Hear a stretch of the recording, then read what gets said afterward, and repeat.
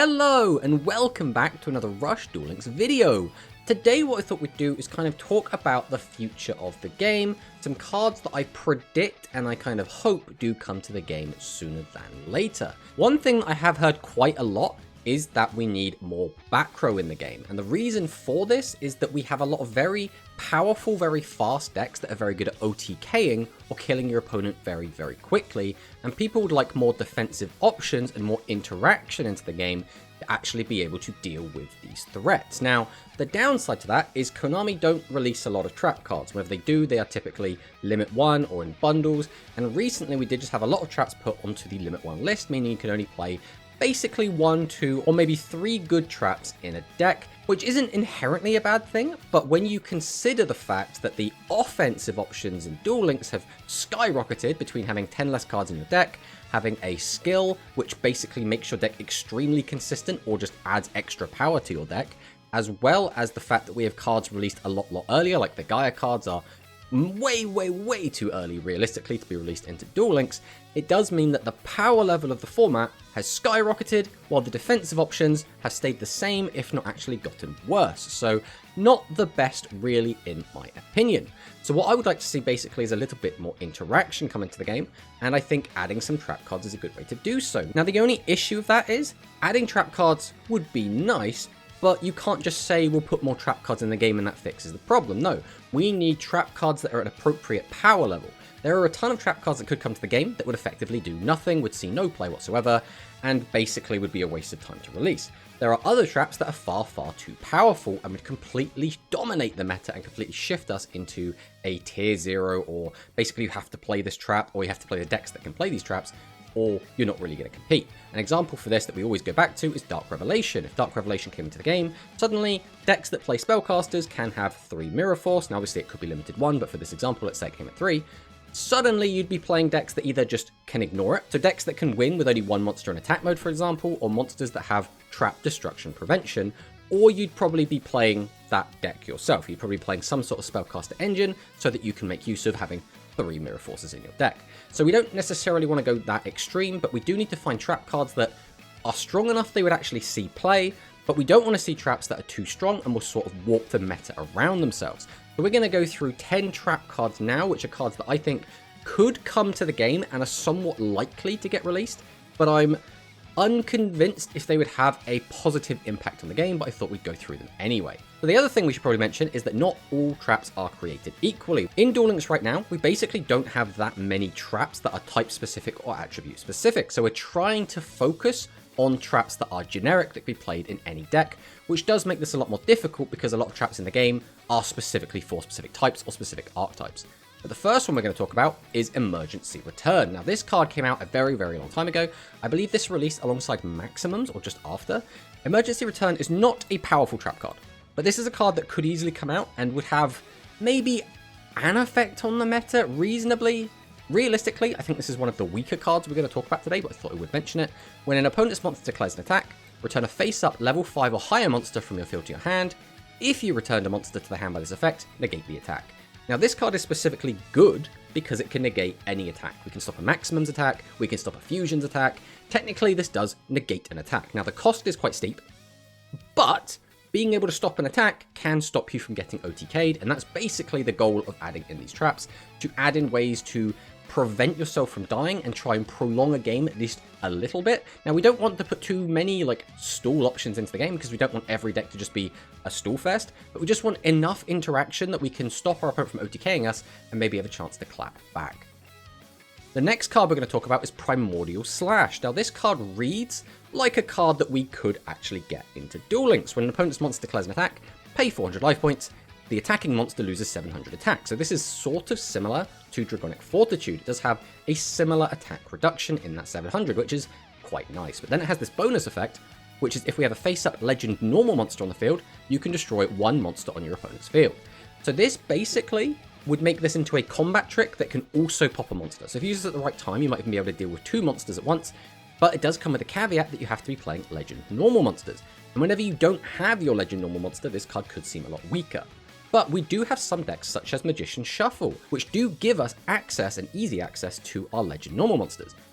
As is right now, this card would probably be an okay addition. It would basically get some people to question if they want to play normal legends, which would be an interesting choice and make for some interesting decision making during the deck building process. That being said, I don't think this card would see widespread use. A lot of skills wouldn't be able to use this because they do lock you into monsters you can use, and a lot of the legend normals will not fit into those molds. But as we go forward and we do get more legend support, such as Legend Strike and other such cards, we will have more options to basically turn this card online more often, and in which case I could see this card actually being pretty cool. Next up, we have Ultimate Fighting Spirit, and this card is a bit strange, but I do really like this card.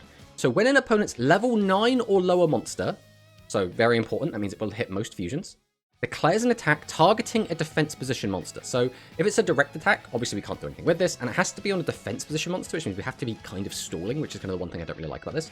Negate the attack. Again, negating an attack. Negating an attack is good, right? Whenever your opponent's going to try and just kill you, you can negate the attack, which can be really helpful. Now, the issue with this is, again, if they're attacking you directly with like a Conqueror of Champions, if they're attacking you directly with a Mirror Gear Star, this isn't going to help you, but in some situations this will be really good. But then we change a defense position monster on our field to face up attack position. Okay, so that defense monster we had now has to be forced into attack position, which can get annoying depending on how weak it is. Then if we changed a normal monster to face up attack position by this effect, it gains 1000 attack until the end of this turn, which means if it's a normal monster, it might survive a bit longer, or we might take less damage, which is actually pretty good. Again, I don't think this trap card is completely busted or crazy or, oh, shake up the meta ridiculously, but I think this is kind of the appropriate power level of trap that we might actually get, right? This isn't so bad that it's useless and it just wouldn't see any play whatsoever. Well, it might see no play, but there's at least a chance this would see play.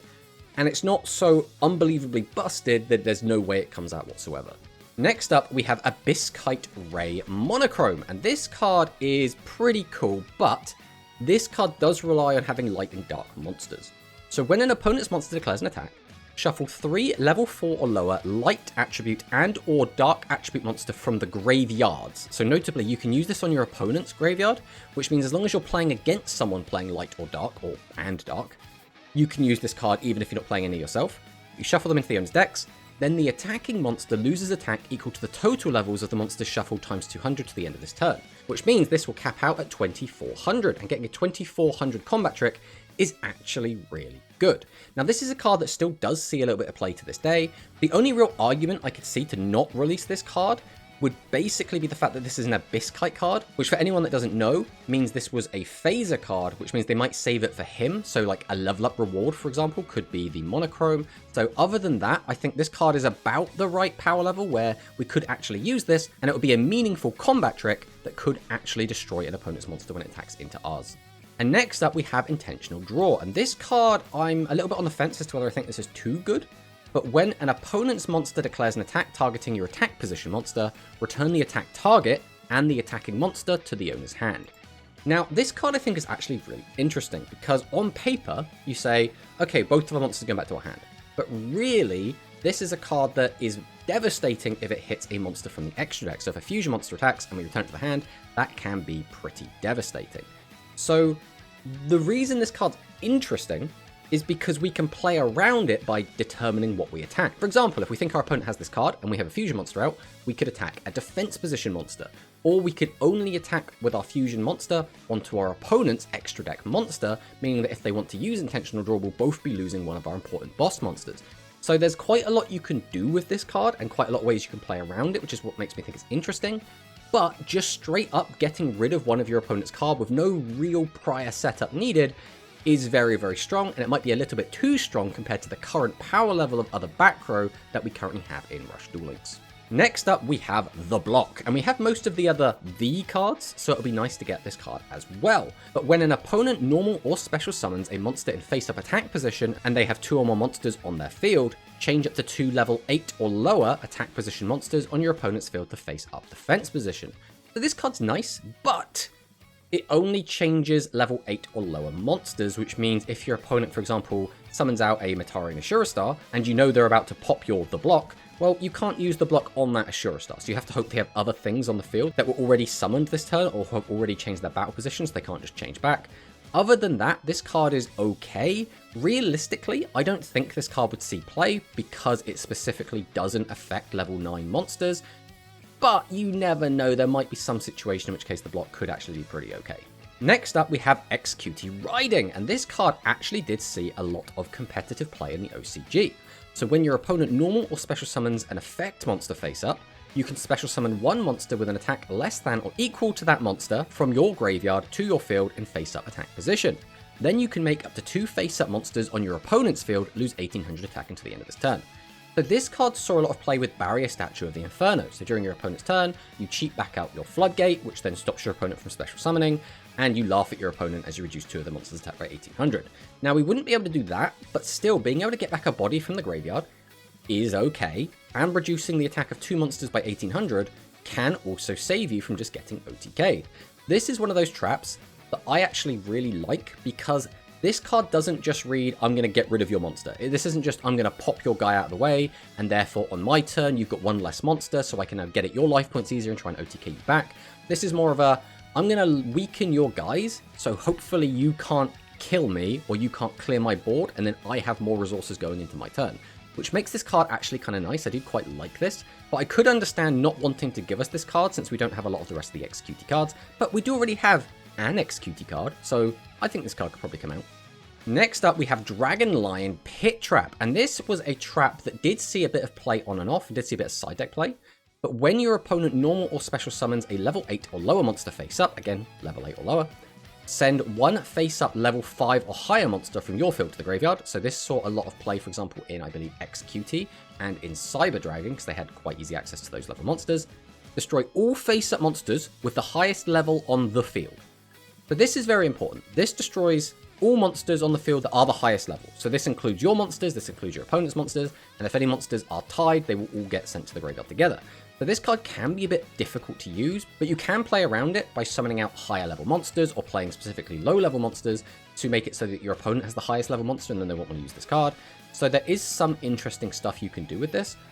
But again, it's one of those cards where I'm not sure if this would see play in Duel Links. At the very least, it'd be nice to have it so we can test it out and see how well it does. Because it's all well and good to say, let's put all these traps in, but until we've actually got them, until we're playing with them in the Duel Links environment, it's hard to really know how they will end up settling in the meta. Next up, we have Star Salvation Shield, and there is a big reason why I don't think we would get this card, but we'll talk about that at the end. So when your opponent draws a card during their turn, which includes the start of their turn in their draw phase when they just draw cards, or when your opponent normal or special summons a monster during their turn, send 1 monster from your field to the graveyard. So quite a heavy cost. Your opponent can only declare an attack once this turn. Now against some decks, this is going to be really, really good. Against other decks, not so much, because some decks will just make one big guy and try and run over you. For example, a type change beam, Metarian Ashura Star, this isn't going to do much against. But this is still pretty good. Also, you can get an attack position monster out of the way if you've had to leave one face up for whatever reason. But the second part of this effect is why I don't think we get this card. And that is, then you can take control of 1 face-up level 9 or higher Magical Knight type fusion monster whose original attack is 3000 from your opponent's field. Now this is directly referencing Seven's Geas. Seven's Geas is a card that basically was in a tier 0 format, or at least tier 0 adjacent in the OCG. It was a big OTK tool, and it was a big problem for quite a long time in the OCG. And this trap was released as a kind of way to deal with that, and it very directly deals with that card, right? So this is a direct counter to that, and I think if we don't get Seven's Geas, I don't think we're going to get Star Salvation Shield, because in general, cards don't come out unless they can be used to their fullest, and if they reference another card, again, that card won't come out until the card referenced also comes out, which is why I don't think we'd necessarily get this card, but limiting your opponent to only attacking once would be pretty nice. And the last trap I want to talk about today is Sunset Rebirth. So this is an interesting trap card. So when your opponent draws a card during their turn, or when a monster on your field is destroyed by an opponent's card effect, we can special summon 1 monster from your hand or graveyard to your field in face down defense position. Then up to 3 cards on your field other than this card cannot be destroyed by your opponent's card effects this turn. So this is really cool. So the way that this typically gets played is your opponent draws for turn, we immediately flip this over, we then special summon 1 of our monsters from our graveyard face down defense, ideally something with a lot of defense value. So for example, this did see a bit of play with Galactica Oblivion, so you can bring that because it's got a nice 2500 defense. Then up to 3 cards on your field other than this card, so that's spell, traps, and monsters, cannot be destroyed by card effect. So typically you could flip this over, then protect your other 2 back row to just make sure your traps stay and they can resolve for the rest of the turn. Or you could use this to some of your monsters to make sure they can't just get popped out of the way. This did see play into, for example, Heavy Storm and Dark Hole, 2 very powerful legends in the OCG. Now, this card is pretty good. This is maybe a little bit too good. I think Sunset Rebirth would actually be fine in Rush Duel Links, to be honest. Like, it's still a very strong card, but I don't think it's anything too crazy. I think this card would see a decent amount of play, and depending on what's meta and the cards that are specifically seeing play, this card could be really, really powerful. Just off the top of my head, right now we have things like Burst Wingman, we have things like Conqueror of Champion, and we have Antarian Ashura Star that can all pop your back row. So by having Sunset Rebirth, you can basically say, no, you're not popping my back row, so my negate attack will land, which means you're not going to OTK me, which can be quite nice. So I think this card would probably be fine. And there we go. That was 10 trap cards that I think have potential to do okay in Rush Duel Links. I think they're about the appropriate power level. It was really hard to come up with this list because, again, there are a lot of trap cards that are very type specific, and we didn't really want to include them because we want generics, because that seems to be the way that we're doing things in Rush Duel Link is everyone has to get something equally, which is a little bit frustrating because there are a lot of very good trap cards that are very type specific that we just don't have access to yet. But if that's the way we're doing it, that's the way we're doing it. I think some of these, again, are a lot weaker than others. Some of them are going to be extraordinarily powerful and might be too good for Rush Duel Links. But I think more interaction is what I personally would like to see. I don't know if that's what you would like to see as well. If you think any of these trap cards would be good additions, please let me know in the comments below. And if there are any other traps you think would be really, really good to add, also let me know. We did deliberately leave some out, such as we didn't talk about any legends very deliberately. Things like Shiny Shady, I think is probably a little bit too powerful, but is obviously everyone's go-to for just a really good trap card to interact with monsters on special summon. But thanks for watching the video, and I'll see you next time.